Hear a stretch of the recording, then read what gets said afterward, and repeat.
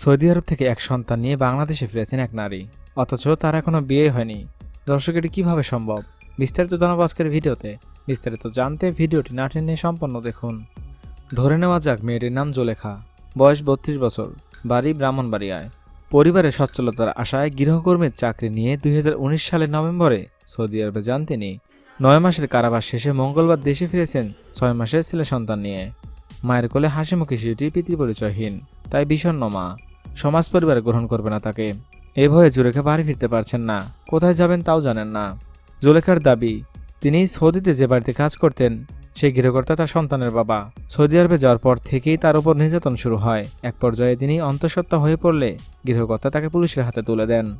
6 মাসের অন্তঃসত্ত্বা অবস্থায় তিনি অধিবাসীদের জন্য নির্ধারিত সফরে জেলে যান। কারাগারে তার ছেলের জন্ম হয়। সামাজিক মর্যাদাহানির আশঙ্কা শিশুটির নাম ও ছবি প্রকাশ করা যাচ্ছে না। তার পরিবারের কাছে সন্তান জন্মদানের খবর গোপন রাখেন। জুলেখা বলছেন, সৌদি চাকরি করতে গিয়ে নির্যাতনের শিকার হয়ে সন্তান জন্মদানের কথা তার পরিবার জানে না। ছেলেকে নিয়ে তার পক্ষে পরিবারে ফেরা সম্ভব নয়। সমাজ তাকে ও তার সন্তানকে গ্রহণ করবে না। তাই দেশে ফিরে বিমানবন্দরে আমার পুলিশের কাছে বিস্তারিত জানিয়ে সহায়তা চান জুলেখা। পুলিশ তাকে ব্র্যাকের অভিবাসন কর্মসূচির কর্মীদের কাছে হস্তান্তর করেছে। জুলেখা বর্তমানে ব্র্যাকের আশ্রয়ে রয়েছে। তাকে কোন রিক্রুটিং এজেন্সি বিদেশে পাঠিয়েছিল তার ধোঁয়াশা রয়েছে। পাসপোর্ট নাম্বার সার্চ করে পাওয়া গেছে তাকে আলবি ইন্টারন্যাশনাল লিমিটেড এজেন্সি পাঠিয়েছে। তবে প্রতিষ্ঠানটি ব্যবস্থাপনা পরিচালক জাকারিয়া সমকালকে বলেছেন, তার প্রতিষ্ঠান জুলেখাকে পাঠায়নি।